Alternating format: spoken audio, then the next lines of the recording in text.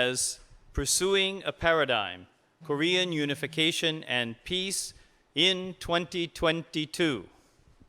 So I would like to invite those who are in the audience here at our International Conference Center to please take your seats. First, we will begin with a brief opening plenary.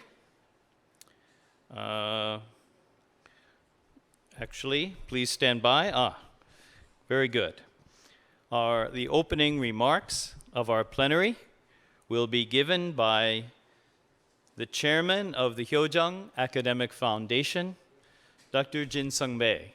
He's already been introduced, but let me introduce him again briefly. Dr. Jin also serves as International Coordinator for the International Association of Academicians for Peace and as President of the Unification Thought International Institute. He holds a BA in Geophysics from Seoul National University, as well as a PhD from Songyungwan University.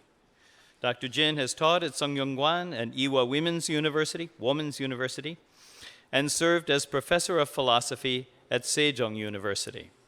Among his many publications, he is the author of Pursuing the Unity of the Sciences. So, let us please once again welcome Dr. Jin Sung-bae to the podium for his opening remarks.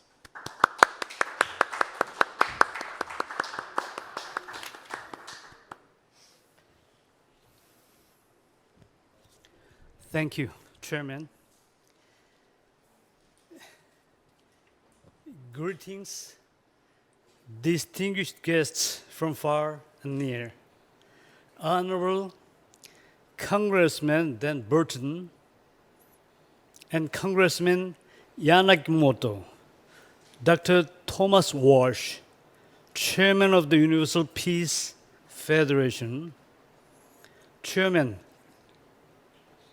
Masaito Gajikuri, Washington Times National Security Correspondent Mr. Bill Gertz, speakers from the different nations who are joining our forum, ladies and gentlemen. Today's conference, hosted by Hyojung Academic Foundation, in unison with the International Association of Academic for Peace, is one of the 7 pillars of the UPF. Our conference theme is Pursuing a Paradigm, Korean Unification and Peace in 2022. Our organization, Hyojung Academic Foundation, is launching a new journal, Hyojung Academia, for the purpose of the raising up the unity of science and scholarships centered on the model of unified Korea. It's a very great topic on this conference. We are working toward Scopus accreditation to uphold the practices of the new paradigm in science and scholarship, and to wield a broader and deeper influence in the academic world. When looking at the history of the Korean Peninsula, the 38th parallel separating North and South Korea is not simply a military confrontation. The front line of the confrontation of two countries is a very tense front line between the ideologies of idealism and materialism, theism and atheism, and one value viewpoint against another, with barbed wire and fortification. This is because the two ideologies and rhythms are totally separate from each other. Each sovereignty has fortified their own realm, creating two zones which cannot harmonize. They can only unite by taking a higher level, a higher road. The philosophy that can unite a unity of the Southern Korea can only be found in a third zone. This in the thought of Godism, a movement to restore the common origin of both sides. Let's go back to the Dangun legend to find a common ground of North and South culture. King Dangun first established the Korean nation around 2300 BC with his capital at Asadal in present-day Manchuria. Dangun grew up, became a wise king, and united the people from whom today's Koreans are descended, desiring us to become a great, righteous nation. With divine inspiration, he taught the threefold ideal of Gyeongcheon to exalt heaven, Hongik to broadly benefit humankind, and Gwangmyeong making a resplendent nation. Now, almost 5,000 years later, the conceptual pillar of the new model of unified Korea are Acheon, love heaven, Ain, love humankind, and Eguk, love our nation. The practical application of these ideals is interdependence, mutual prosperity, and universal shared value based on God, and something that people can live by. Then how is it possible to ideologically unite North and South Korea? We take the approach of building a cultural bridge by awakening the spirit implicit in the Ur-Dangun myth shared by all Koreans, even unconsciously. Rediscovering this legacy empowers us to transcend the freedom and fixation in the free democracy culture of South and the equality concept so deeply ingrained in the socialist North. How in our daily life can we realize the essence of reverence for heaven, the ancestral and righteous heroes of our people? This is through the way of Hyojong, an essential Korean concept that carries that Hyo, or filial pride of Confucian tradition, to a new level, raising it to a national and even global level. The spirit and love in Hyojong will carry to glorious completion the mission of actualizing the new model of a unified Korea.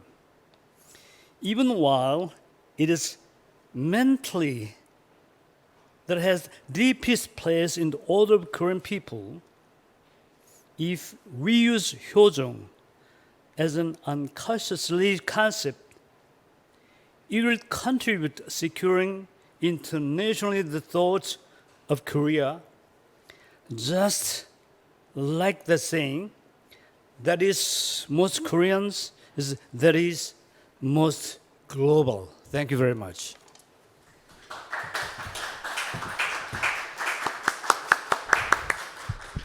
Thank you very much once again, Dr. Jin. Before we continue, it is my pleasure to announce we are very honored to be joined online by members of the diplomatic corps representing their nations here in South Korea. So I would like to acknowledge the presence online, first of all, His Excellency, Mr. Luis Pablo Ocio Bustillo, Acting Ambassador of Bolivia. We can.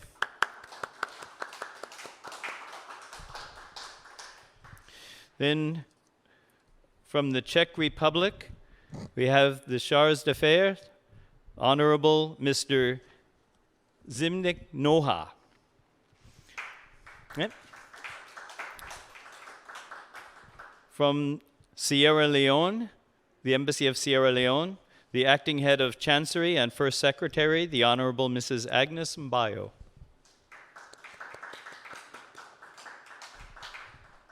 From the Embassy of Germany, the Head of the Political Section, the Honorable Mr. Hans Christian Winkler.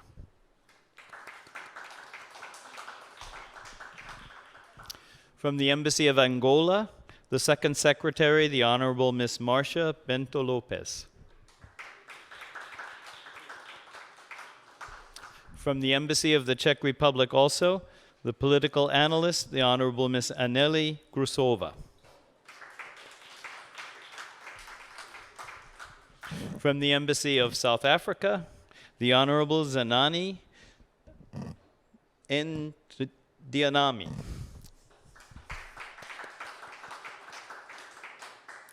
And from the Embassy of India, the Defense Attaché, the Honorable Colonel Radesh Kumar Mishra. Thank you very, very much for joining us for this session. Indeed, we are honored by your presence. Now, I would like to turn to the congratulatory remarks, which will be given by Dr. Kajakuri Masayoshi, Chairman of the Universal Peace Federation, UPF, of Japan. To briefly introduce him, Dr. Kajakuri was born in 1970 and graduated from the Theological Faculty of Sun Moon University in South Korea. Returning to Japan, he directed World CARP Japan and the Federation of Student Associations for World Peace in Japan. Later, he enhanced leadership exchange programs with South Korea and China as president of the Youth Federation for World Peace, Japan. His current public engagements include chair of the Association of Ambassadors for Peace and president of the Federation for World Peace, as well as the International Federation for Victory Over Communism and the International Highway Foundation. He is also active as an executive director of the the Highway Foundation I mentioned, and Peace Road 2021 in Japan. Let us welcome the Honorable Dr. Kajakuri for his remarks.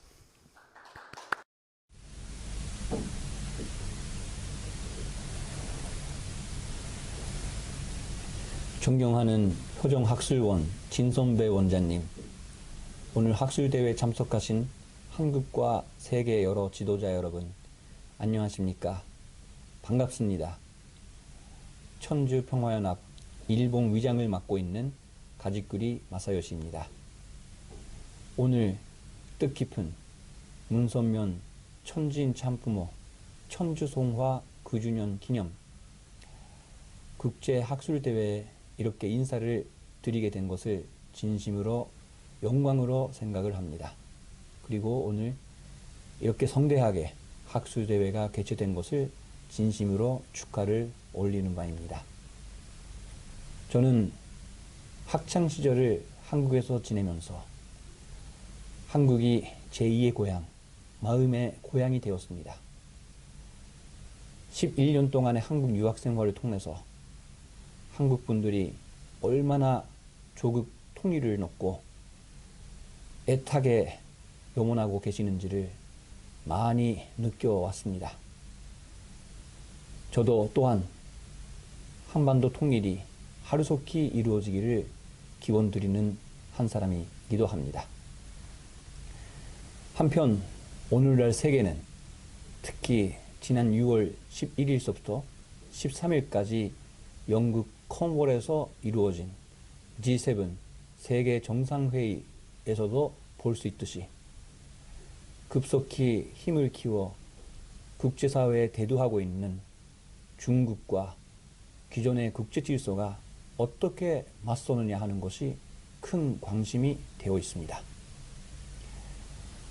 대두하는 중국과 그리고 국제적인 힘을 쇠퇴시키고 있는 것 같이 보이는 미국, 이 두 대국의 파워 밸런스, 힘의 균형이 혹시나 변할 수도 있다 하는 부분에 대해서 정말 세계 이목이 큰 관심을 가지고 모아지고 있다는 것이 세계 현실이기도 합니다. 한반도는 서양 문명과 동양 문명이 만나는 기점이자 대륙 문명과 해안 문명, 그리고 민주사회와 공산이 만나는, 교차하는 그러한 기점이 되어 있습니다. 한반도 여러분들이 한국의 조국 통일을 바라는 마음과 동시에 세계가 이 한반도에 어떠한 통일 국가가 실현될지에 대해서 정말로 관심 깊게 또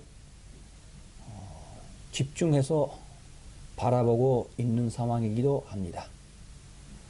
그런 관점에서 오늘 이 학술대회에서 한국 통일을 위한 정치 구조라는 주제를 놓고 한국과 미국 그리고 일본 등 세계 여러 전문 인사들이 한반도에 어떠한 통일 정치 구조를 이루어야 할지를 놓고 심도 있게 기조연설과 토의가 되어지는 것을 놓고 볼 때 정말로 세계가 집중해서 관심을 가질 수밖에 없는 아주 중요한 계기가 된다고 생각을 합니다.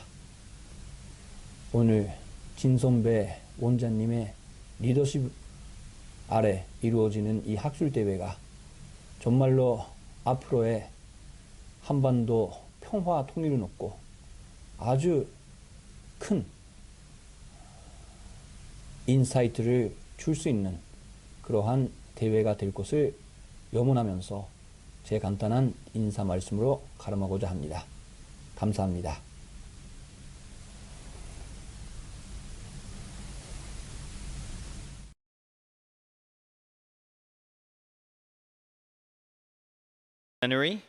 I just have one more announcement of a member of the diplomatic corps. We are also joined by the Honorable Gert Dupries from the Embassy of South Africa. Let's give a moment of recognition. Thank you very much. Now we will move on to the main program speakers. Our first keynote speaker is the Honorable Dan Burton. Congressman Burton serves as International Co-Chairman of the International Association of Parliamentarians for Peace. The Congressman represented the 5th Congressional District of the great state of Indiana from 1983 to 2013, serving on the House Committee of Foreign Affairs, among other assignments. He is a graduate of Cincinnati Christian University, served in the U.S. Army, and 14 terms in the House of Representatives. So he's a real vet. He is an advocate of the Citizens Commission on Human Rights and strongly promotes family values. His presentation is entitled, "The Importance of Consistent Policy with North Korea, China, and Our American Allies." Let us warmly welcome Congressman Burton. Distinguished scholars of the Hyo Jung Academic Academy, I want to thank the International Association of Academicians for Peace and Dr. Jin and Dr. Tom Solover for this important conference on peace on the Korean Peninsula. And I'd like to say that I'm the global co-chair of the related organization formed by Mother Moon called the International Association of Parliamentarians for Peace. And I want to thank Mother Moon for her dedication and leadership in making sure that we have peace in the world. And right now, that's more important than ever. So I really thank Dr. Hak Jahan Moon, Mother Moon, for her hard work. Today, I want to speak on the importance of the alliance of the ROK, America, and Japan, as well as America's unwavering commitment to protect our allies from threats of China and North Korea, while seeking to avoid war to make sure we have peace in the region. The South China Sea, incidentally, cannot be controlled by any one nation, and we have to let China know that that's the case. Now, today is a very difficult time to be talking about our commitment to South Korea, Japan, Taiwan, and the entire region. And the reason it's a tough day is because everybody in the world is seeing what's going on in Afghanistan. The United States, in a very sloppy way, in my opinion, is withdrawing from Afghanistan. And as a result of the president's policy, President Biden's policies on how we're withdrawing, we're going to see, I think, an awful lot of unnecessary deaths and people being killed. Thousands and thousands of Taliban prisoners are being released. The capital of Kabul is about to fall. The president of Afghanistan has left, and the commitment the United States had to support the troops in Afghanistan has all but completely withered and died. And that message around the world sends a very strong signal that can you really rely on the United States? And what we want to do today is to let the people of South Korea, Japan, and Taiwan, the entire region, know that our commitment is unbelievably strong, that we're not going to allow anything to destroy or disable our situation in that region. And it's very difficult to say that today with what's going on in Afghanistan.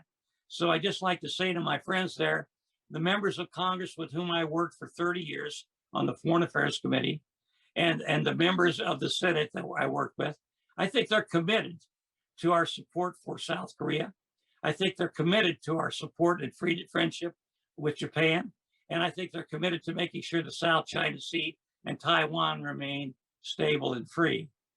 Now, I think the thing that we have to do, and you have to do as academicians, is let the people know that as a former congressman and as a leader in the United States Congress, I think I can safely say that the United States in the past has been committed to this agreement, to this support, and I think we will be in the future.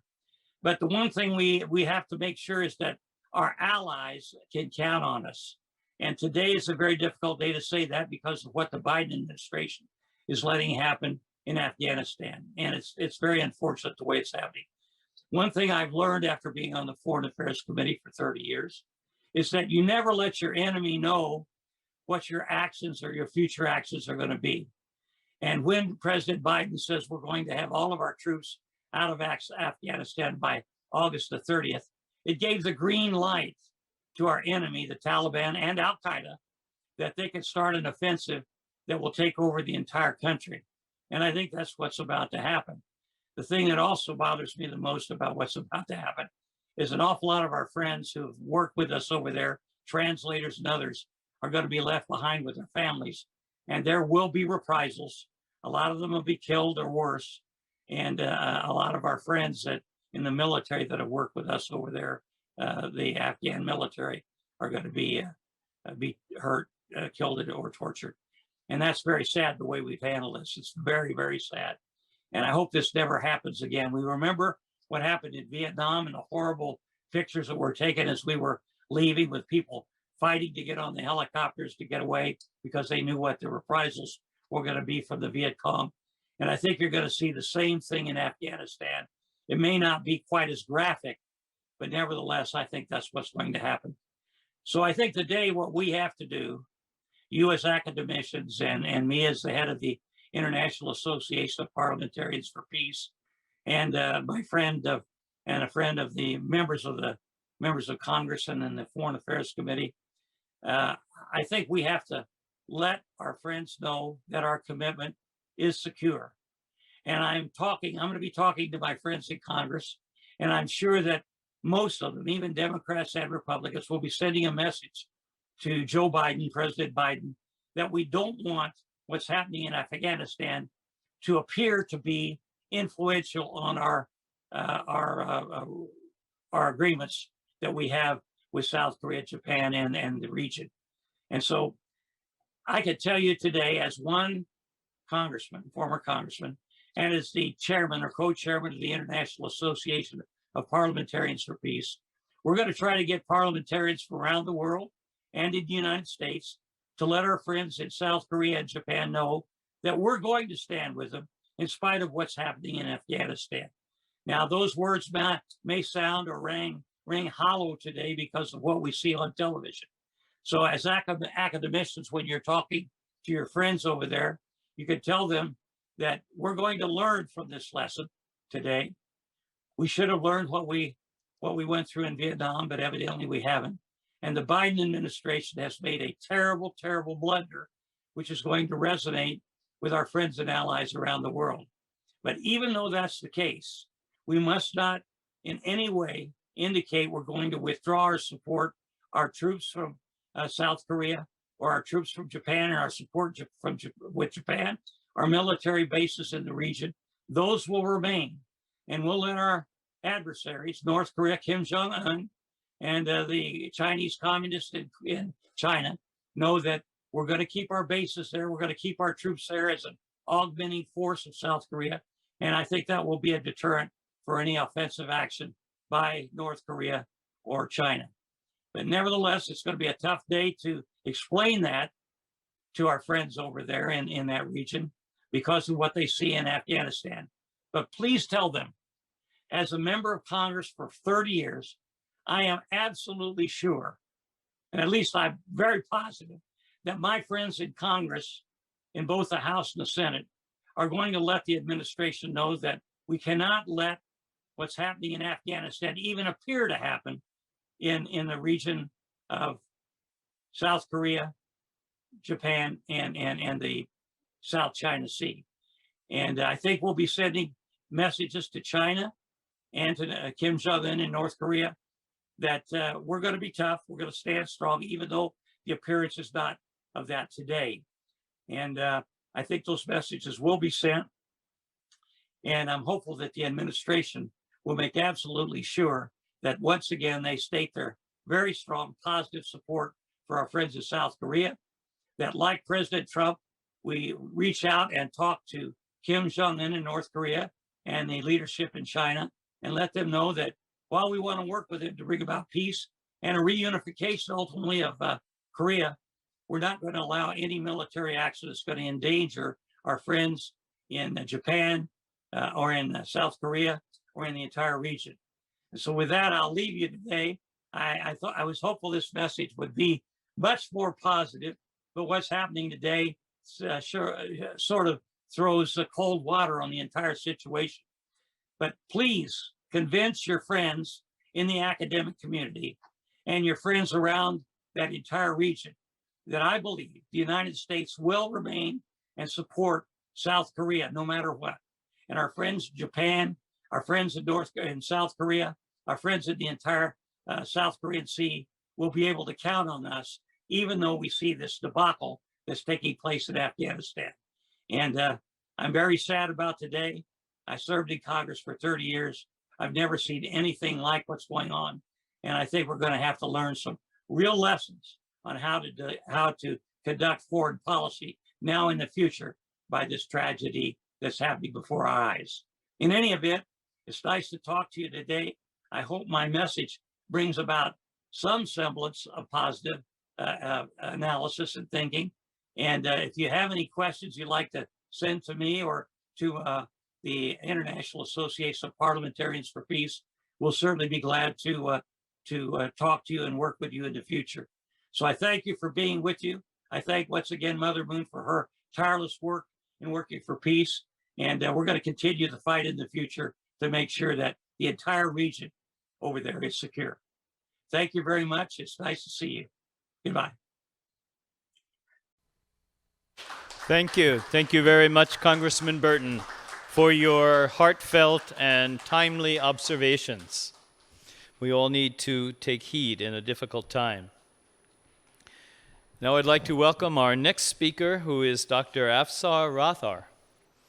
Dr. Afsar Rathar has 30 years of UN experience as a peacemaker and a peace builder. He has every reason to be committed to peace work because his family lost 16 members while emigrating from Indian Kashmir to Pakistan in 1947. Dr. Rathar obtained his education in engineering and management and served on UN peacekeeping missions in war-torn areas of Africa, the Middle East, South America, and Eastern Europe. After 27 years with the UN, he volunteered with international NGOs in conflict and disaster management, promoting interfaith harmony, poverty alleviation, empowerment of women, education, and the environment, as well as tourism development. Currently, Dr. Rathor is president of LIOS SOIL organization, an Austria-based NGO helping solve problems of topsoil loss, land erosion, desertification, environment, and water resources. He is one of the founding members of the Coalition of Faith-Based Organizations in New York and is actively involved in the Academic Council of the United Nations as well as the Universal Peace Federation. His presentation is entitled A Roadmap Towards Reunification on the Korean Peninsula. We are honored to welcome the eminent Dr. Afsar Rathor to address us.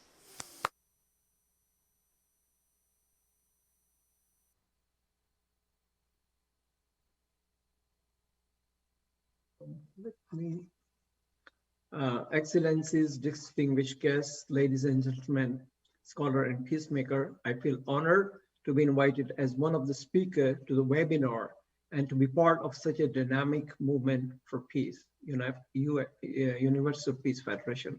I would like also to extend my gratitude to Dr. Jin Sung Bae, the president and also the international coordinator of the International Association of Academicians for Peace. Let me share my screen. Oh, you have disabled me to sharing my screen. Can you please? Hello?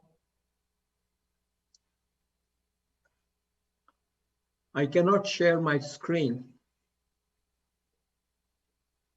Can I request the host to allow me to share my screen, please? Hello, can you hear me?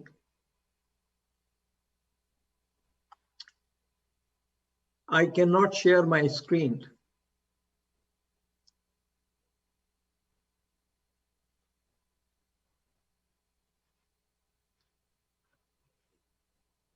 I'm sorry, I cannot share my screen, please.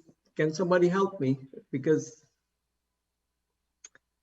okay, without my presentation, I cannot. Hello? Dr. Song, he cannot hear me. Like this? I cannot share my screen. Yep. Hello? I cannot share my screen. Hello?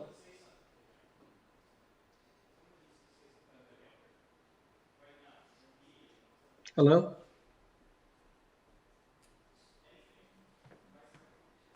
Sorry for the confusion. Could you please share your screen?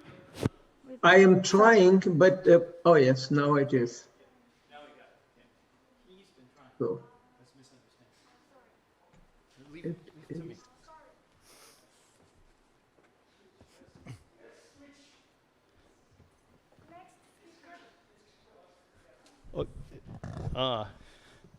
Dr. Rathor, we beg your apology. We're going to put a pre-recorded message in ahead of yours while we work on the technical difficulty. I apologize. We ask you please to stand by. We really want to hear your remarks, and we are very apologetic for the inconvenience. So no problem. Thank you, sir. Thank you so much. Okay. While we are waiting for the technical problem to be solved, I would like to introduce our next speaker, who is Dr. Robert Kittle. Dr. Kittle received his doctorate degree from the University of Bridgeport in Connecticut, USA, in 2004, specializing in family values and character-based education. He has introduced God-centered character education curriculum to a number of Asian countries, working with their education ministry to develop ongoing programs for middle schools, high schools, and universities. Dr. Kittle has accumulated vast experience in working with governments and citizens and bringing substantial results. He's lived and worked in Asia since 1975, including 10 years as a journalist in Nepal during its civil war. He currently lives with his wife, Teresa, in Manila, the Philippines. Dr. Kittle was recently appointed as a senior executive of the Universal Peace Federation in the Asia-Pacific region. He is a model leader and a dedicated field activist. Dr. Kittle's presentation is Toward Peaceful Reunification of the Korean Peninsula, Best Practices in Track 2 Diplomacy. Let us welcome his presentation. Dr. Jin Sung-bae, thank you for the invitation. Respected UPF leaders, fellow panelists, ambassadors for peace, ladies and gentlemen, welcome and thank you for attending. I will be speaking on the topic, the UPF Founders' Vision toward Peaceful Reunification of the Korean Peninsula and World Peace. This presentation will cover 3 areas. 1. The purpose and motivation of the founders. 2. The role of Track 2 diplomacy. And 3. Best practices of UPF. Let's begin. First, the purpose and motivation of the founders. One might think that because Father and Mother Moon are from Korea, that their primary motive to create a unified nation is from their patriotic heart. Certainly, they both love their country. They have both suffered greatly because of its division. Nevertheless, there is a much more powerful motive for them to seek the reunification of their divided country. That desire can be seen in their larger global mission. Throughout their lives, they have sought world peace. They have built a multifaceted international peace network that has programs in every culture and almost every country in the world. It is, quite honestly, unprecedented. But this is not just a humanitarian effort. That would mischaracterize their motive and miss the deepest part of their heart. Father and Mother Moon are religious leaders, first and foremost. From their personal experiences with God, they came to understand that God is a suffering God. That makes sense. If God is our creator and the father of the human race, then how could he not suffer when this world is suffering? The logic goes like this. God is suffering because his children are suffering. Then the only way to end God's suffering is to end the suffering of humankind. This means underpinning the humanitarian goal of Father and Mother Moon is a very powerful spiritual and, yes, even theological motivation. In this case, their efforts to bring reunification to their divided homeland is far beyond simple nationalism. It emerges from their heart and love for God. It means they cannot achieve their ultimate goal simply with the reunification of Korea. Father and Mother Moon see the Korean Peninsula, specifically its reunification, as the linchpin for global peace. The Korean Peninsula is a micro-model of all the tensions we see in the world today. Therefore, if the problems on the peninsula could be solved, then that opens up prospects to solve similar problems anywhere in the world. Some of the problems on the Korean Peninsula include the confrontation between communism and democracy, the division between advanced capitalist economies in the south and extreme poverty, famine, and even starvation in the north. Another complicated issue is nuclear proliferation. The North Koreans have tested nuclear weapons and claim they have developed missile technology that can even reach America. On the peninsula, there's a standoff between China and America. Religious freedom is another issue to be addressed. So in essence, if the problems facing the Korean people can be solved, then it increases the likelihood that regional and global issues can also be dealt with. Next in our presentation, we look at 2, the role of Track 2 diplomacy. This is the forte, the strength of the Universal Peace Federation. UPF. We are not a government organization, and so our primary focus is on soft power. UPF is particularly situated for a Track 2 initiative. As an NGO, this federation has consultative status with the Economic and Social Council of the United Nations. We have been honored to hold this distinction for decades, and recently were given the General Consultative status, which is the highest position an NGO can hold at the UN. UPF itself has a worldwide footprint. We have programs and events that are reported on our website in 159 nations around the world. At the World Summit 2020, held in Kentex International Convention Center in Seoul, Korea, early last year, 2020, there were representatives from 170 nations attending. As mentioned earlier, both Father and Mother Moon are from North Korea. They visited Pyongyang and met Kim Il-sung nearly 30 years ago. President Kim was the founder and leader of North Korea for 46 years. Next year will be the 30th anniversary of the UPF founders' visitation to the North. They have personal relationships with North Korean leaders and are sincerely respected in both the North and South. Mother Moon has a standing invitation to visit North Korea. Personally, she would love to go immediately, but she sees this as an opportunity to advance peace on the peninsula more important than her own personal ambition. So, she is working to build a global network of ambassadors for peace and like-minded people whom she can bring with her to hold, well, a kind of summit in the capital of North Korea at some time in the future. Since Father Moon's passing nearly 9 years ago, Mother Moon has led this movement to new heights.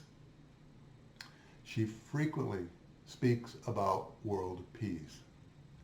She is approaching 80 years of age and has traveled the globe to promote this ideal and build personal relationships with leaders throughout the world. One of the fruits of this effort is seen in Cambodia. Prime Minister Hun Sen has recently agreed to be the co-chair of the World Summit 2021, along with His Excellency, former Secretary General of the United Nations, Ban Ki-moon. Personal relationships between Mother Moon and leaders in all fields put UPF in a unique position to advance peace on the Korean Peninsula and throughout the world via Track 2 soft power approach. The importance of soft power is that it engages former enemies in non-confrontational formats. A look at conflict on the smallest level, i.e. between individuals, sheds light on the value of having a soft power approach to peace building.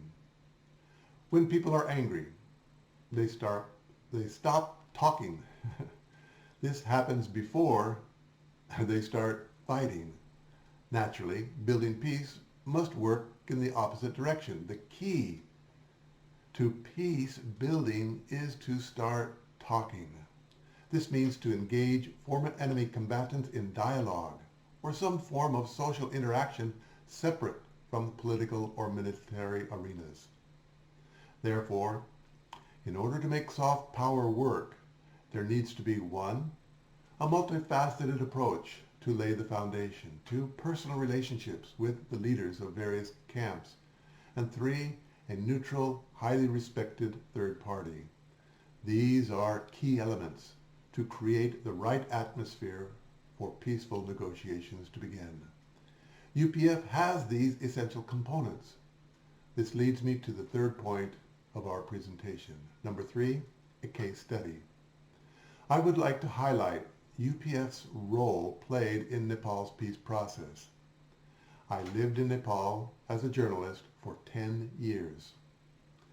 The civil war that killed more than 15,000 people was drawing to a close. Working with Honorable Eknath Tekal, we met many international and domestic leaders. I even wrote a book about the peace process. The role that UPF played was catalytic. It was to get people talking.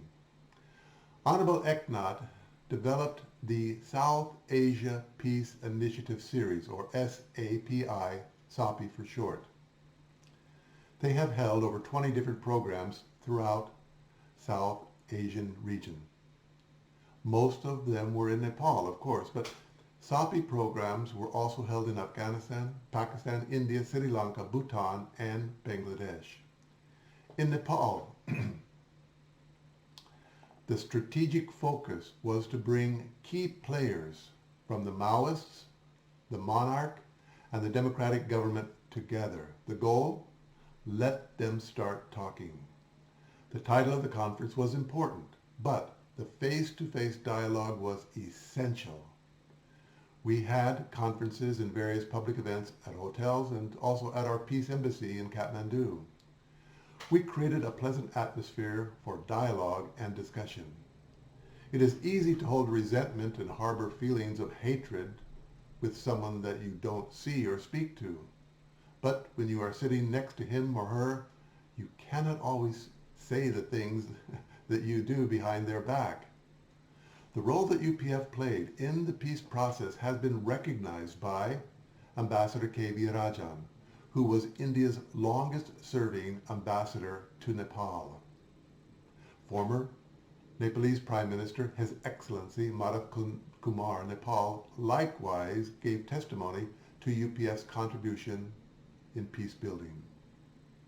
At each of these programs, before dialogue began, I would often give a 15 or 20-minute presentation on some aspect of Father Moon's universal principles of peace. This meant that in addition to the face-to-face dialogue, there was a principle-based peace education component built into these programs. These SAPI programs supplemented and supported the direct negotiations going on between the Nepalese stakeholders, who were the key players. It was supported by the United Nations. UPF's role in the peace process in Nepal stands as one of the highlights of its peace-building models.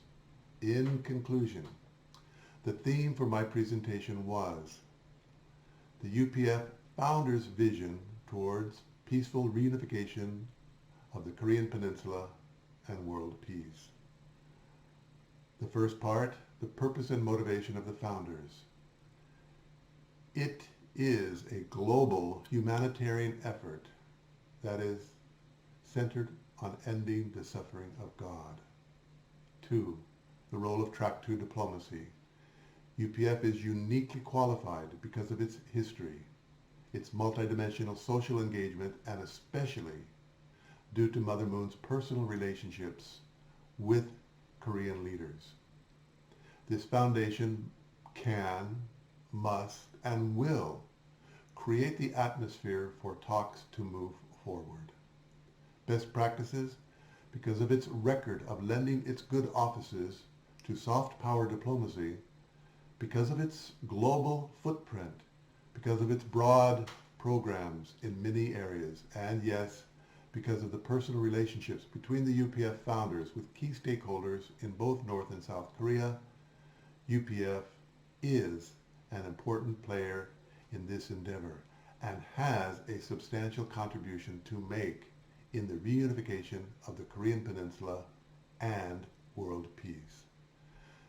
Thank you for your kind attention and your support for this initiative.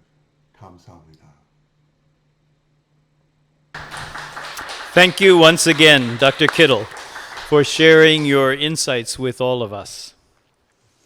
Now, I believe that we are ready. I would like to return to Dr. Rathore, and let's give our tech team another chance altogether to see if we can have him give his presentation. Please let's welcome once again Dr. Afsar Rathore.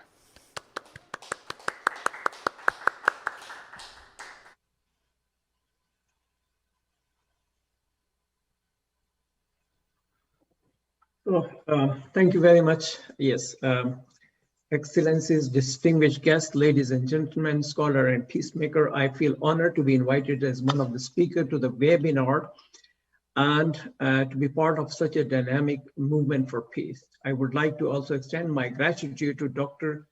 Jin Sung Bae, the president of Hyun Academic Foundation and international coordinator for the International Association of Peace. The presentation of today, or the main objective of today's presentation is about to facilitate the peace process in the Korean Peninsula and what is the way forward achieving the objective of the unification.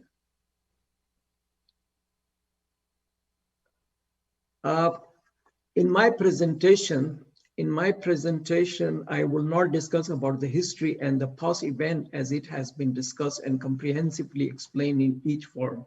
My UN experience serving in various parts of the world as a peacemaker for over 30 years guided me that peace cannot be achieved if we live in the past.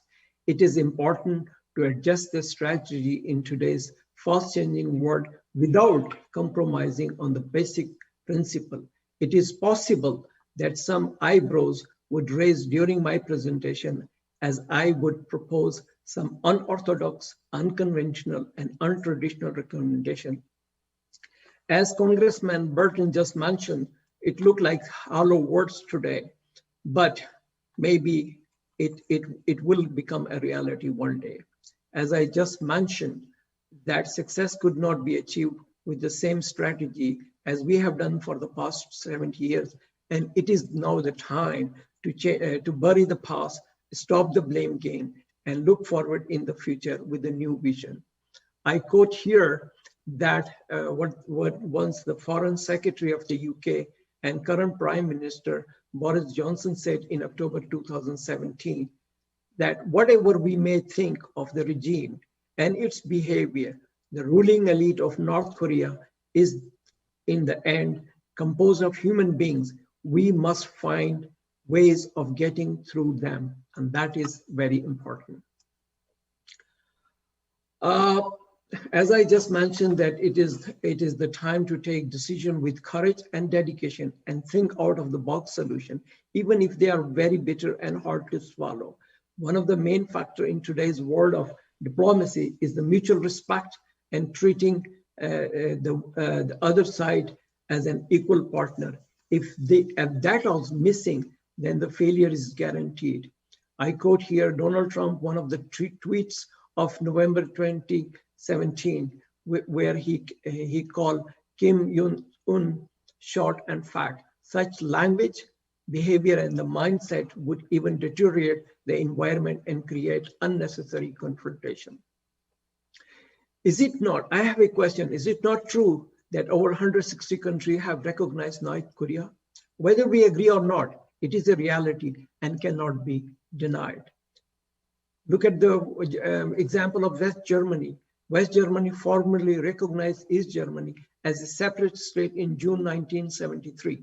From 1973 to 1985, in 12 years, trade between the two countries more than doubled. It was important strategy, talking to each other on improving East-West relationship. As just my previous speaker, also Dr. Kittel mentioned, dialogue and open dialogue is imperative. Prime Minister Willy Brandt of West Germany visited East Germany in 1970 and started a process of recognizing East Germany. Finally, Germany was united in 1990, only 17 years after the formal recognition. Hence, it is the time to rethink about the strategy and start a process of recognizing two separate states. The recognition process and the confidence building measure go hand in hand to win the heart and minds of the other side. However, they should be without any condition, I emphasize. It is imperative to involve the North Korean in the process. I have been participating in the webinar from the UPF and other associations for the past 2 years, and noticed that there were hardly any voice from the North Korean side. I know it is very difficult.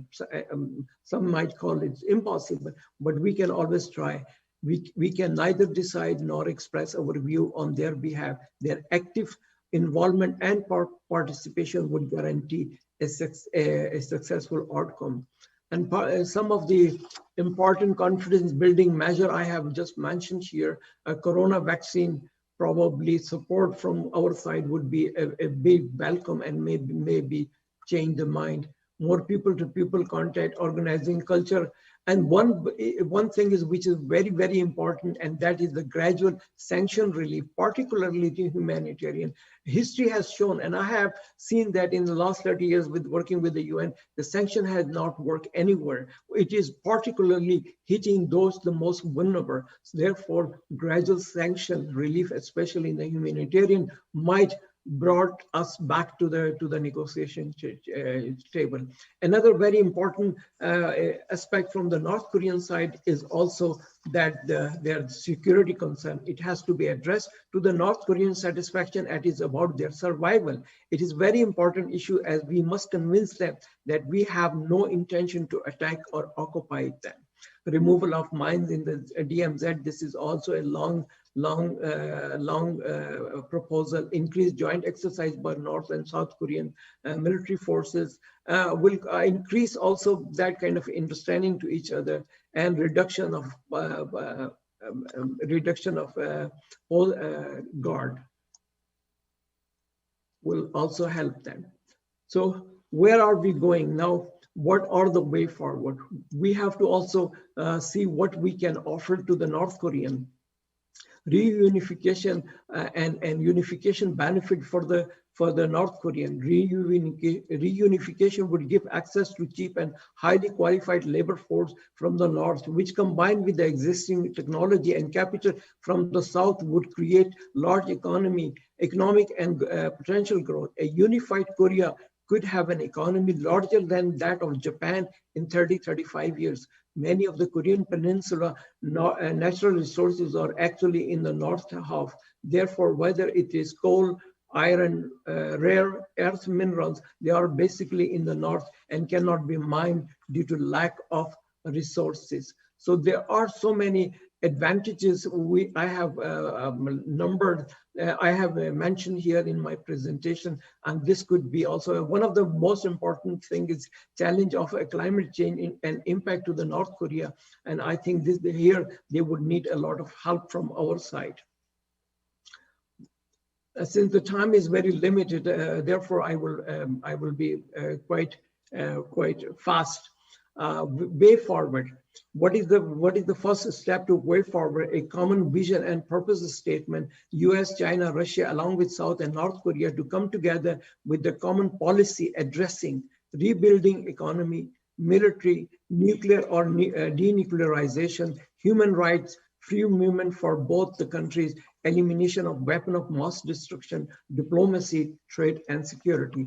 Regional partnership and trade. A regional partnership will help South Korea finance reunification through both multilateral aid and by promoting projects that will improve the infrastructure and connectivity of the North to encourage further foreign direct investment.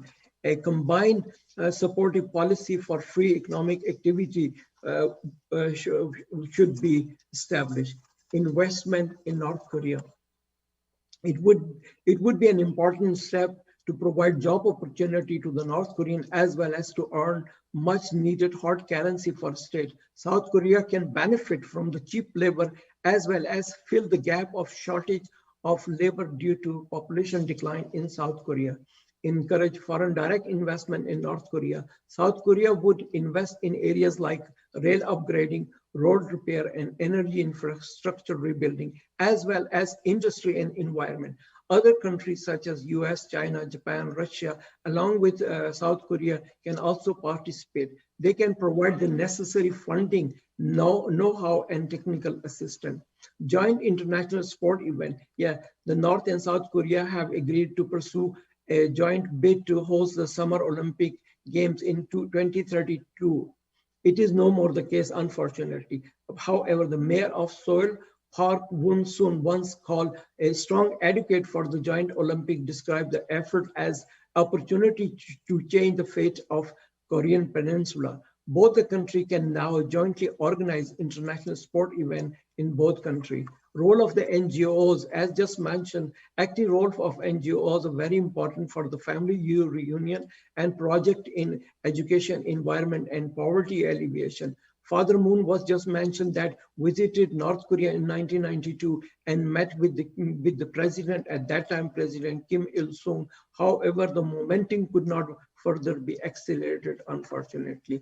And other areas or other proposals are also converting the DMZ into a peace zone by establishing a peace park. The ideas are existing to use it as a park or facility by removing the mines in those areas. UN participation is also very, very important in order to achieve the peace and also reducing the tension. And the idea of having the 5th UN headquarters in the DM zone could excite Mr. Kim Jong-un to see the 5th UN headquarters on his soul. South Korea economic responsibility, no doubt that the cost would be tremendous for the South Korean for a reunification, as was the case in West Germany. However, the benefit of gaining access to a new market, elimination, and that is one of the biggest benefit, elimination of threat of war, drastic reduction of military expenditures are among others. So one can also look at the more European active role, Europe to encourage more active finding solution to unite North and South Korea, as many European countries communicate with both countries and have also have their diplomatic relationship. China and Russian engagement, the continuous US troops stationing in South Korea is considered to be a threat for both China and Russia. Hence, it could be argued that it is necessary to put an end to a foreign military presence in Korea by reuniting them, which would be no threat to any neighbor. Therefore, China-Russian involvement and participation is very important to the process. Construction of a peace zone and united Korean. I would also suggest that a new Korean city should be built on the border as a first step, could be called a united Korean peace city, whatever you could name. All negotiation, discussion, and event to take place in the new city and operate jointly by South and North Korea. And this is now the most important thing, which is I said out of the box, is that a loose confederation between both Korean initially as a transition period. It is imperative to offer equal opportunity to the North. They should not consider themselves as a junior partner due to lack of resources and population, as it was the case in East Germany, and it took long to integrate them. It is normal, in a normal democratic process, North Korea would be at the loser end, as its population is only 26 million versus 52 million of South Korea. Hence, South and North Korea should have, at least for the transitional period, at least the same number of parliamentarians in order to achieve that kind of there should be no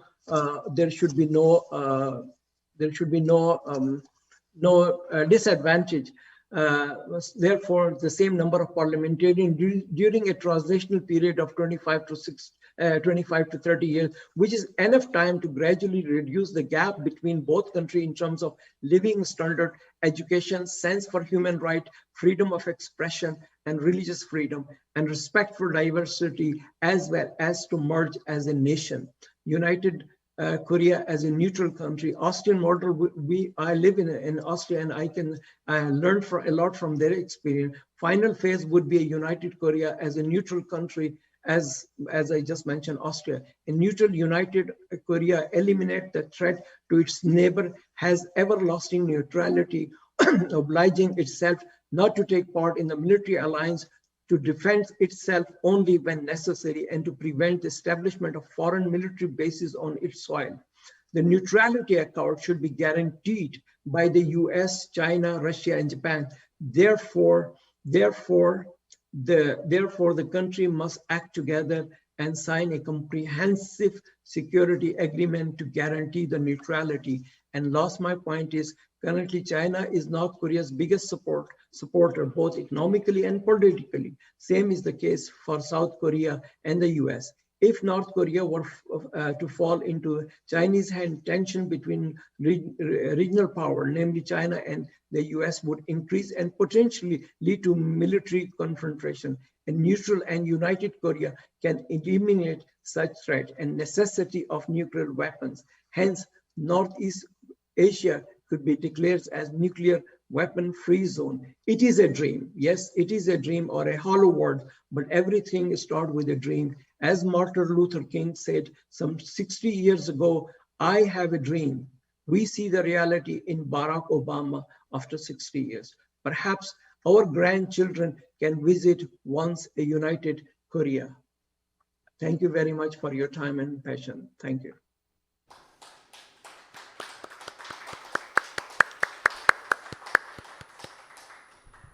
Thank you very much, Dr. Rathore. You have given us a humane and practical assessment of the ways forward for engaging North Korea in the peace process. We thank you for your patience, and we're very glad that you were able to give your presentation. Thank you, sir. Now, we will hear from our second keynote speaker, who is the Honorable Bill Gertz. Mr. Bill Gertz is an internationally recognized national security journalist who is national security columnist for the Washington Times. He is the author of numerous successful books on current affairs and geopolitics. His most recent is Deceiving the Sky: Inside Communist China's Drive for Global Supremacy. Mr. Gertz has served as media fellow at the Hoover Institution at Stanford and lectured at the FBI National Academy and the Central Intelligence Agency. Mr. Gertz is an acknowledged expert authority and an engaging speaker whom we are honored to have in today's forum. His keynote message is on Northeast Asia challenges to security and peace. Let us welcome his presentation. Well, thank you very much. I want to thank you for having me on. I'm going to spend a very brief few minutes discussing what I call the China threat. That is the threat posed by the People's Republic of China and the Communist Party of China. I have been studying this issue for many years, and to me, I think we've seen in recent years the emergence of one of the most serious threats facing the United States, its partners and allies in Asia, and especially in the Asian Pacific region, the threat posed by this. I used to describe it as a nuclear-armed communist dictatorship, and following the State Department designation in January of this year, it is now a genocidal nuclear-armed communist dictatorship based on the discussion of the genocide taking place in Western China against the Uyghurs. I would like to first start out by talking about the Chinese role in the pandemic. There's a great debate underway. Nothing has affected the world more than the virus, the coronavirus, which began in Wuhan, China in December of 2019. Many nations and the US intelligence is devoting resources to trying to find the origin of this. The Chinese government is engaged in a massive campaign to dissuade the international world that this virus did not originate in China, when in fact it did. And I would point out that it's almost relatively unimportant where the virus began, because the most significant accountability that needs to be placed is on the Chinese Communist Party for its cover-up of the virus. And I think this has not been given enough attention in the world. And it really highlights, again, this notion of the China threat, because here we had a situation where a deadly virus apparently leaked from a lab or jumped from a wild animal. And yet the Communist Party and its leader, Xi Jinping, were very, very negligent in preventing that spread of that disease. They basically silenced critics in the medical community in China who tried to blow the whistle on this. And they also allowed travelers to go around the world, which spread the virus and created the global pandemic and a massive death and economic dislocation. I think the starting point for understanding the threat from China is in Chinese strategy. Xi Jinping, the supreme leader of China, has called it the China Dream. And basically, it's a drive for global supremacy. It's the idea that China has been mistreated for centuries and is now taking its place as the global hegemon or leader. This would not be so much of a problem were it not for the fact that the Communist Party of China is, as I said, a genocidal nuclear-armed communist dictatorship. They want to spread their anti-democratic system. They want to spread authoritarianism and ultimately totalitarianism. China falsely views the United States as a declining power, and they view the United States as the main obstacle to their achieving the so-called China Dream. This is part of the ancient Chinese strategist Sun Tzu, who said that the acme of skill is defeating your enemy without firing a shot. As I've done in much of my journalism reporting and in my books, this is China is really waging kind of a multifaceted type of non-kinetic warfare, that is really non-military warfare in all various domains, whether it's political, intelligence, economic, or informational. We're being assaulted, the world is being assaulted by the Chinese Communist Party. And the ultimate objective of this is to hasten the demise of the United States. And that is the key obstacle that the Chinese Communist Party sees in achieving their goal. Chinese ideology, again, I've had many people, China experts, scholars tell me that they did not believe that China is even a communist country, but the fact remains that the Chinese ideology behind this drive for global supremacy is derived from Soviet-style Marxism-Leninism. The Chinese have added Marxism-Leninism and Chinese characteristics, and they've kind of blended historical Chinese nationalism with communist ideology.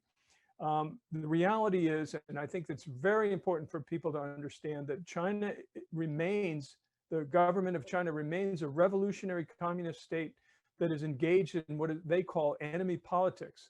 They see China as in a death struggle with the capitalist world. So even though they're willing to trade and do great economic relations with foreign countries, beneath the veneer of their friendly relations is this drive for achieving the battle over capitalism. I mentioned Xi Jinping. Again, he has altered the landscape of communist China dramatically since coming to power in 2012. Basically, he has reverted to a new style of neo-Maoism, where he has placed himself as the supreme leader. He ended term limits on the Chinese leadership. He's also increased the role of the Communist Party of China within the Chinese government. Now, when you see Chinese officials meeting with their counterparts in the United States and elsewhere, they don't send government officials many times, they'll send party officials. The threat from China, as I mentioned, is multifaceted and involves many different domains.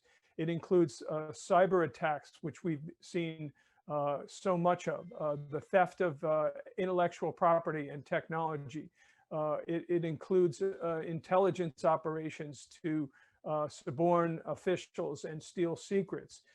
It involves, as I mentioned, the economic and technology threat. And I think that this is the one that is most obvious to many, many observers. We can see that the White House under former President Trump did a study which they called Chinese economic aggression. And the staggering statistic in there is that for the United States alone, not counting Japan and South Korea and other nations, for the United States alone, China has been stealing or acquiring technology on a scale unprecedented. And the estimates are that annually 250 billion to 600 billion annually in technology is being taken from countries.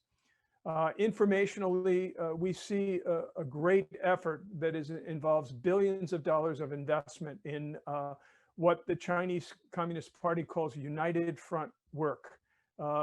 We saw this most recently in Australia. An academic named Anne-Marie Brady did a study of United Front operations in Australia, and it had a tremendous impact. The Australian government began cracking down on Chinese influence, and as a result, were able to identify and uncover numerous cases where Chinese military officials had even infiltrated the Australian parliament. This is the type of thing that needs to be done in many different countries, including the United States, Japan, and South Korea.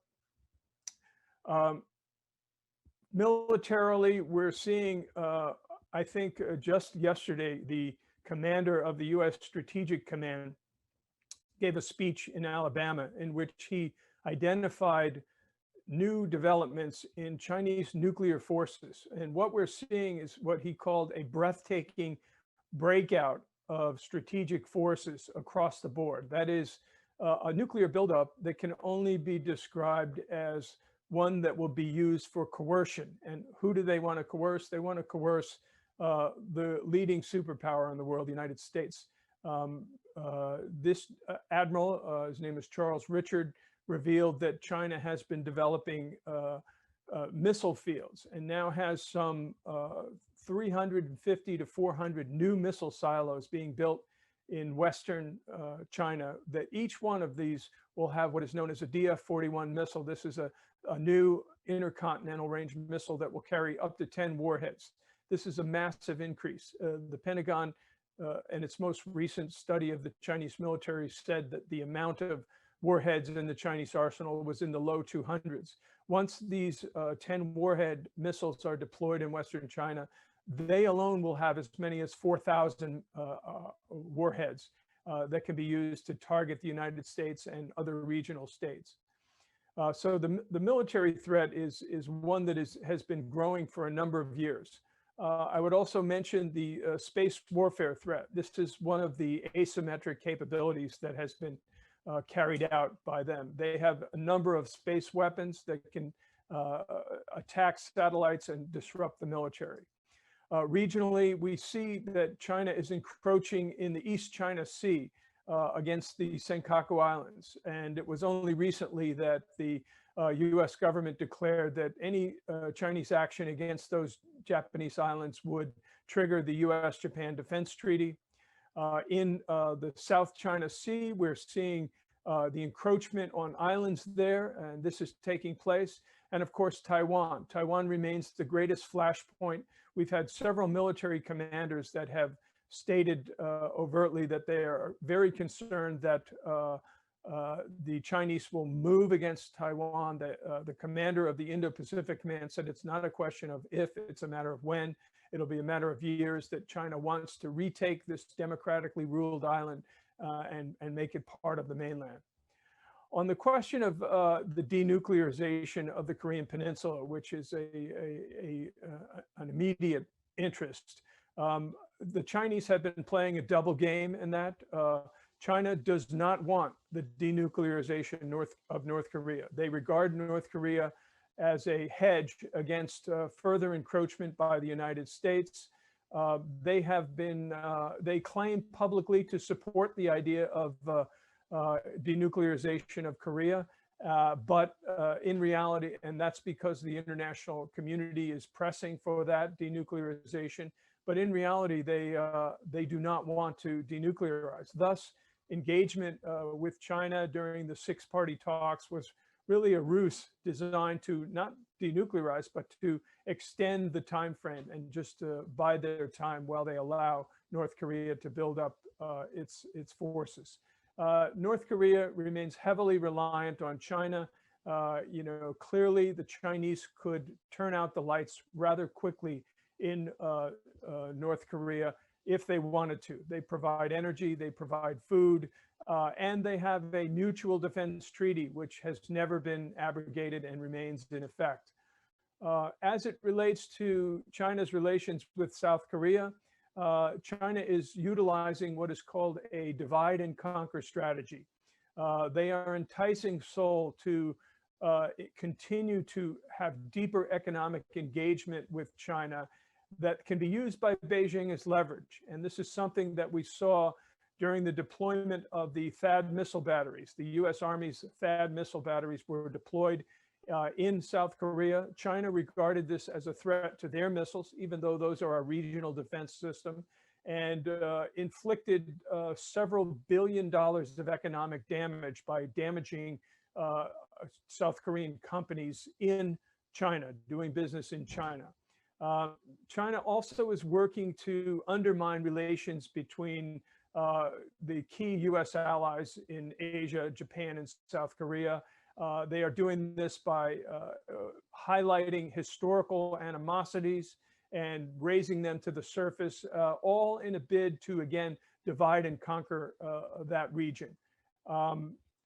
As it relates to Japan, Tokyo has awakened to the threat from China, and in many ways, Tokyo and Japan are even more concerned about the threat posed by Communist China than the United States.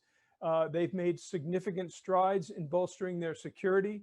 Recently, the Deputy Prime Minister of Japan announced that any attack by China against Taiwan would be regarded as an existential threat to Japan, and that Japan would be willing to join the United States in a defense of Taiwan. This was a significant development.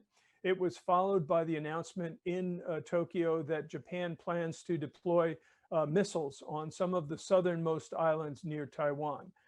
Again, this is an important step for the Japanese. Let me conclude by saying that the threat posed by Communist China is increasing across all domains. Again, political, economic, military, intelligence, and information. There are many flashpoints for a potential conflict to emerge in Asia. Namely, as I mentioned, China against Japan, China against Taiwan in the South China Sea, and also against Australia and now India, which also has awakened to the China threat.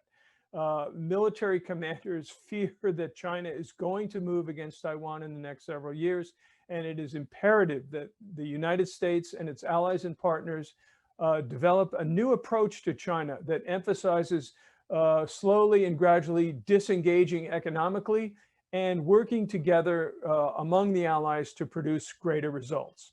Thank you very much.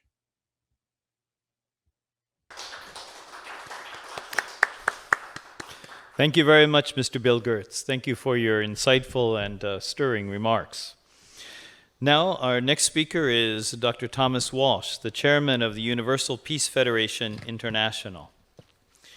Dr. Walsh also serves as chairman of the Sunhack Peace Prize Foundation and chairman of the World Peace Road Foundation. He earned his PhD at Vanderbilt University in the field of religious studies and ethics. He's a teacher, author, and editor who specializes in interfaith relations and also social theory. Dr. Walsh serves on the Board of Trustees of the University of Bridgeport as Vice Chair of the International Council of the World Association of Non-Governmental Organizations and on the Board of Directors of the Washington Times. He's contributed to and edited more than 20 books relating to interfaith, peace building, and the renewal of the United Nations. His qualifications and competencies are vast. His manner is warm and communicative. Dr. Walsh's presentation is entitled Core Principles and Restorative Practices Toward a New Paradigm for Korean Unification. Let's welcome Dr. Walsh's presentation.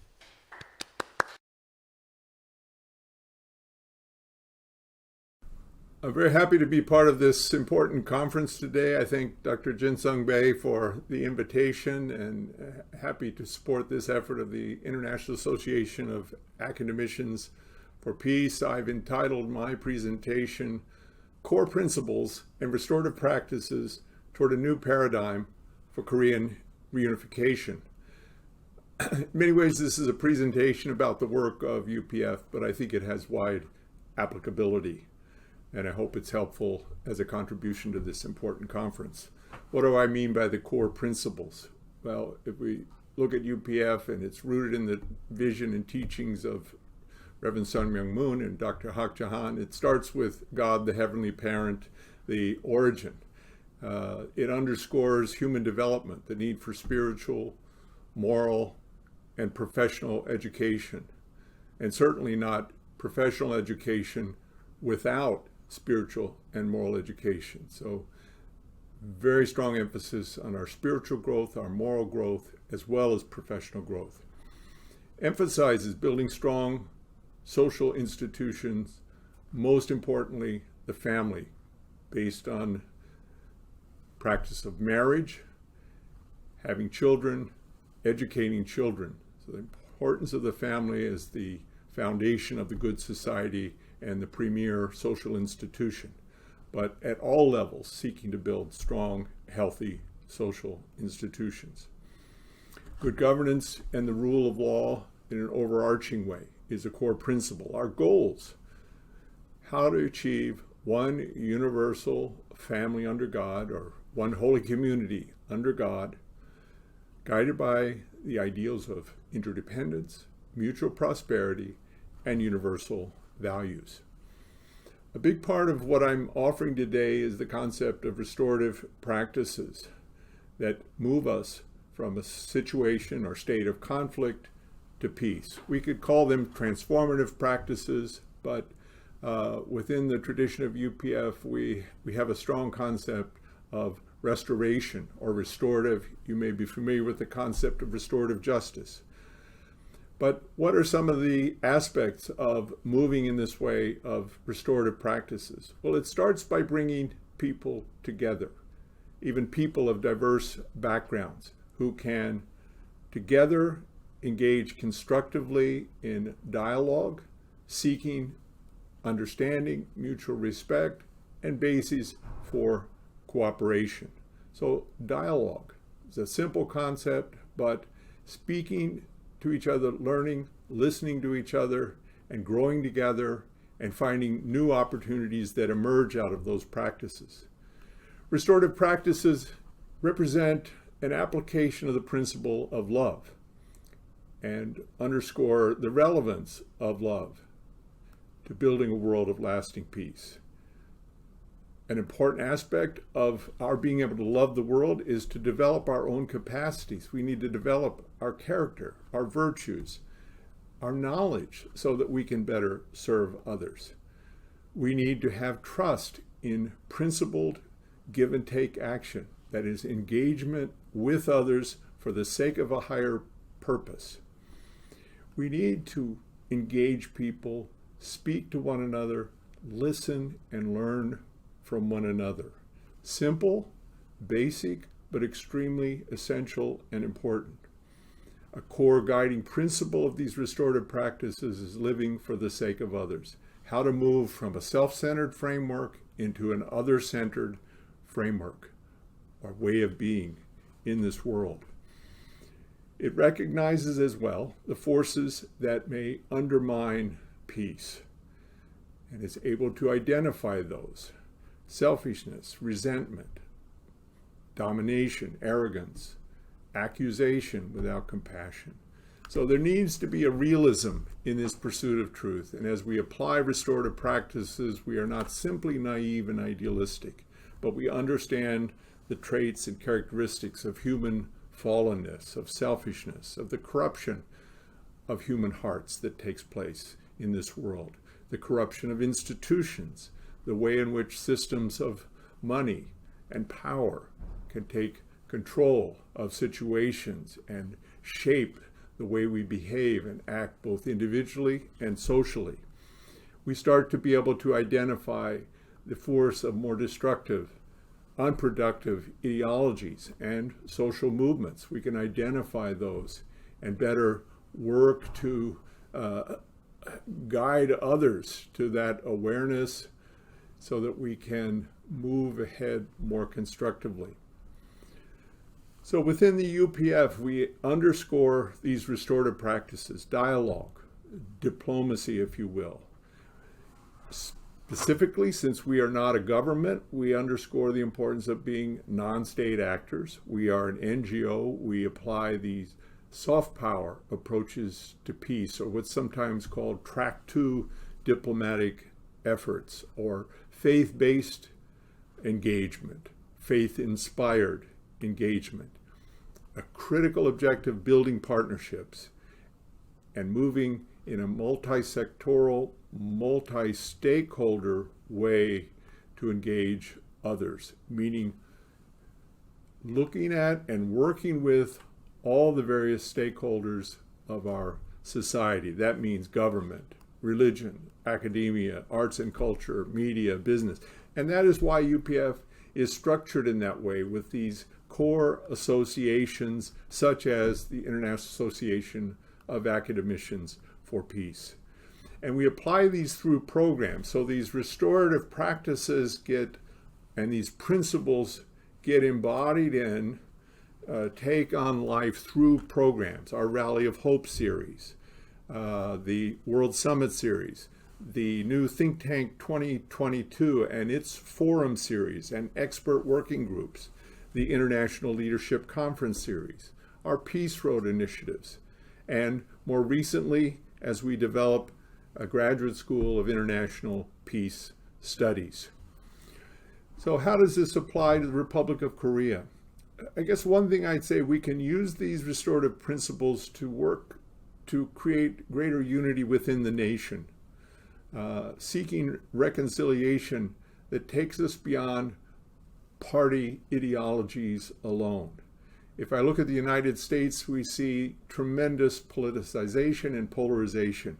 So if an incoming administration in Korea could work toward depolarization to try to bring the nation and its peoples together.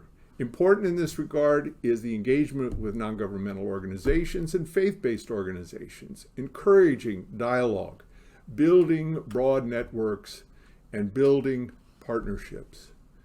It's a very challenging context. We hear talk of the new Cold War. We hear talk of the decline of the Western capacity and its resolve. We're all reflecting on what has occurred recently in Afghanistan. Is there diminished confidence in the United States? Is there confusion in the Christian cultural sphere more broadly? And the ascent of authoritarian systems, of autocracy, how does that impact both Korea and the world? So we're dealing in this very much transitional period that impacts liberal democracy, and it's embodied in the two great superpowers, the United States and China. And Korea is very much an encapsulation of that, call it a new Cold War, virtually, where you have the alliances that are more associated with DPRK and those with the Republic of Korea. So it's an extremely critical issue, the Korean Peninsula. It has global impact. I think we want to very much encourage the underscoring of the overlapping consensus among the people of the Republic of Korea and their shared history, language, values, to bring the nation together, seek to end political party polarization, advocate policies that strengthen the middle class, engage all stakeholders, very much emphasize partnership with civil society and faith-based organizations, strengthen relationship with allies, especially the United States and Japan, but also seek improved relations with China and Russia. So working on all these fronts, I think very much UPF can be a great partner to the Republic of Korea and our programs, Think Tank 2022, the World Summit, the Rally of Hope series, Peace Road, our Korea-Japan Tunnel Project, the Bering Strait Tunnel Project. We are very much encouraging industrial zone development, even at a meeting in Vladivostok a couple of years ago, talking about the Greater Tumen River Development Initiative, or working with the Koryo Saram in Russia, and nurturing relationships with nations that have diplomatic ties to DPRK. I know my time is out. I hope I've touched on some issues that are helpful, this concept of restorative practices, coming up with a new paradigm that moves us beyond division and polarization. I hope these ideas can even have some bearing on how Korea moves forward, Republic of Korea, with the new elections that are forthcoming. So I conclude now. I thank you again, Dr. Jin, for giving me an opportunity to share a few words. I thank you for putting together this important discussion. All the best. Thank you very much. Thank you, Dr. Walsh. Thank you indeed for your informative remarks. Now I'd like to move to our next speaker, who is Dr. Michelle Thao Chan. Dr. Michelle Thao Chan is a native of Laos, obtained a European education, and is distinguished in a broad spectrum of fields and international organizations. Holding doctoral degrees in biology and physics, Dr. Chan has expertise in clinical biophysics, international negotiation, health, finance, sustainable development, and human resources. He has served since 2014 as General Secretary for Sino-European Development Formation Culture and is a leader in the Circle of the Reflection of Nations. Now he is devoting his research and writing to promotion of multicultural and spiritual approaches to economic and social development, both independence and interdependence. He is an eminent and engaging personage who has moved from the third stage industrial revolution to the heavenly order established upon the new paradigm of the global village and the peace vision of the Mother of Peace.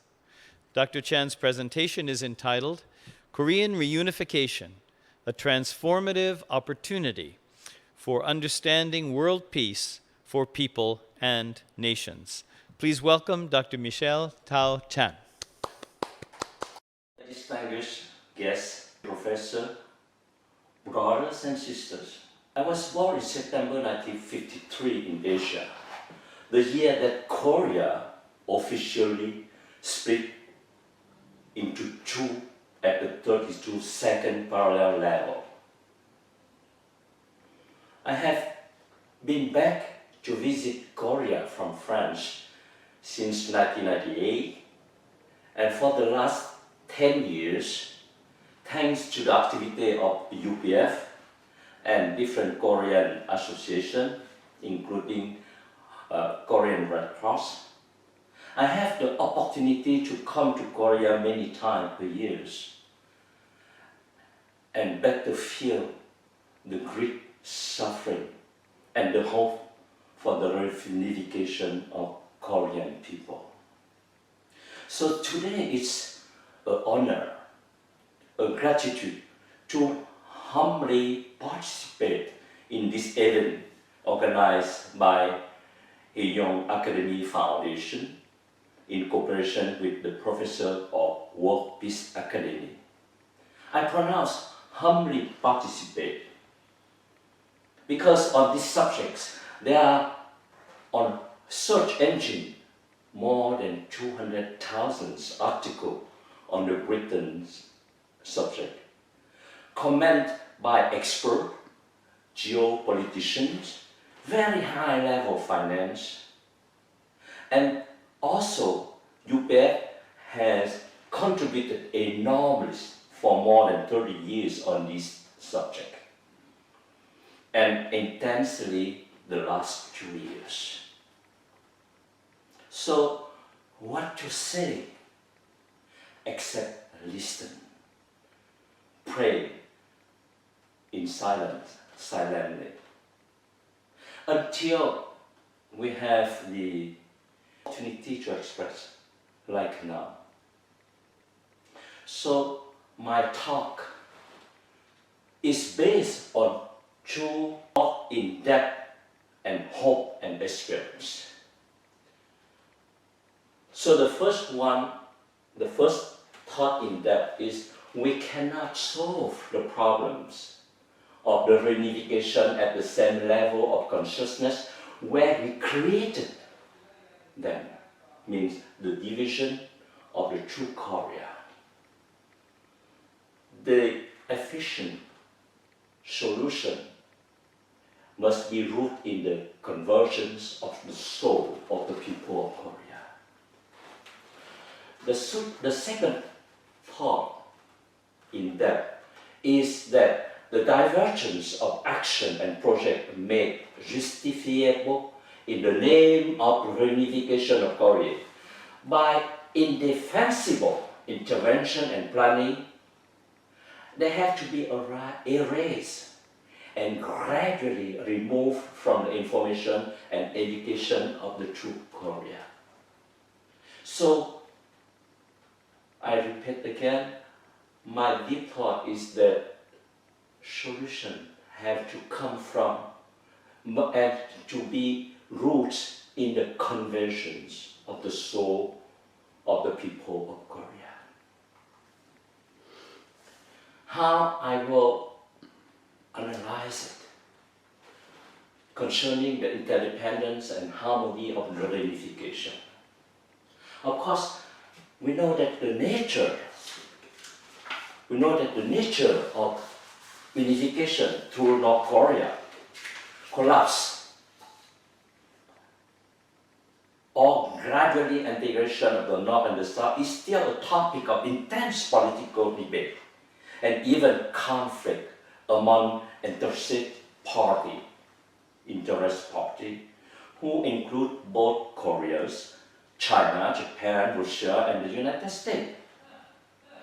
But by using the true thought in depth and described above, we can overcome one, the biggest challenge for the unification of North and South Korea is the incompatibility of governance between the North and the South.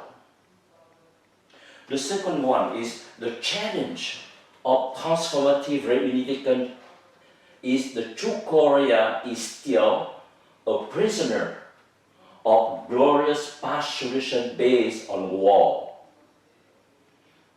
and traditional economic reasoning.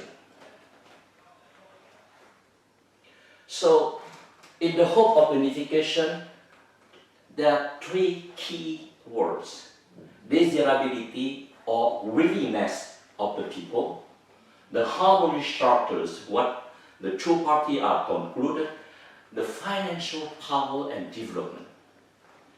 Concerning desirability, I will base on the source of Carnegie's survey.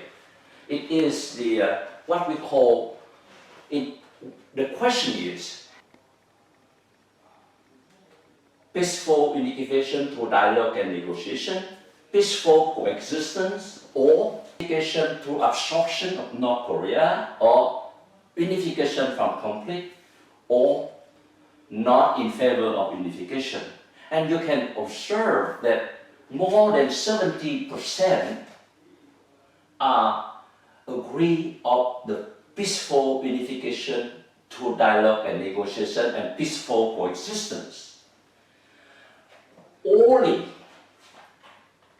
13.7% is not in favor of unification.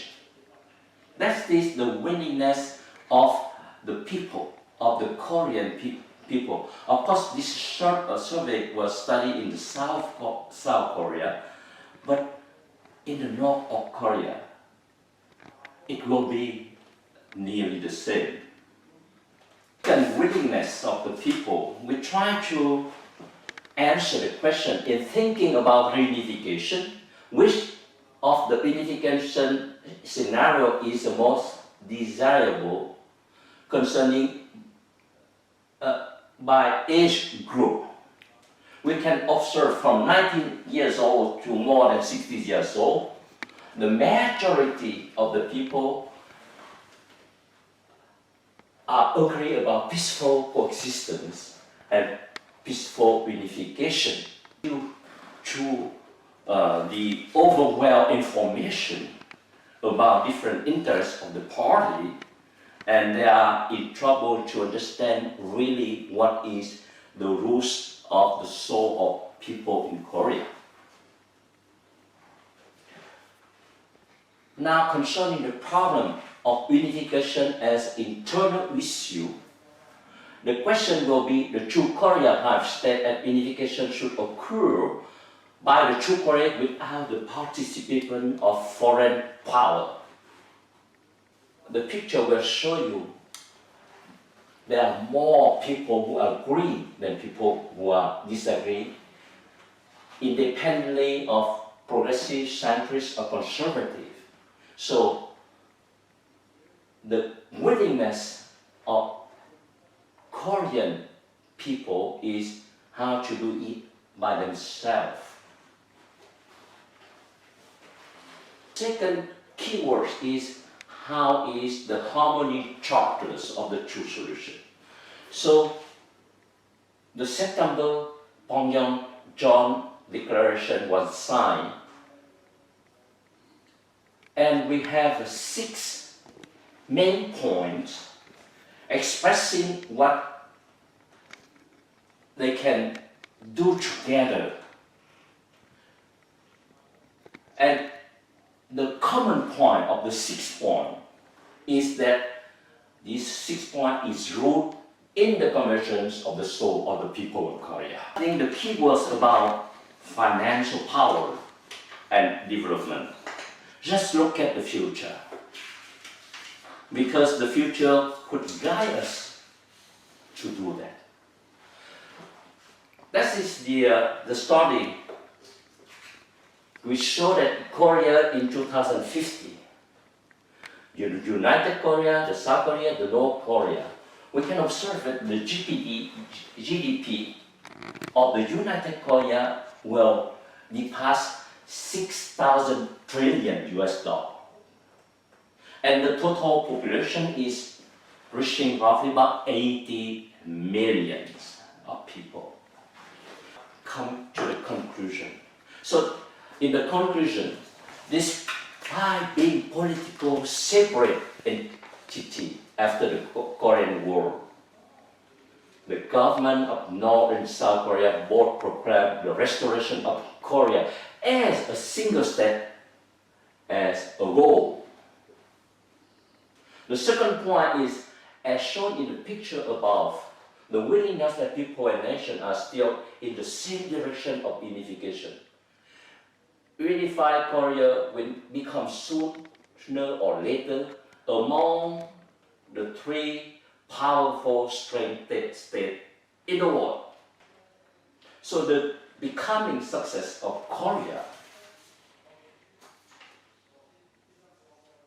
reunification, is a transformative model for all nations to understand the efficient world peace of people and nation. Thank you. Thank you very much, Dr. Michelle Tao Chan, for your insights and your careful organization of them. Thank you, sir. Now we will have a brief intermission before the second half of the program. The intermission is 10 minutes. Please come back promptly at 5 o'clock rather, 5 o'clock by my watch. And then we will come to our final round of speakers. Okay, thank you. Sorry we don't have exciting commercials for those online, but please bear with us and don't go away. Thank you very much.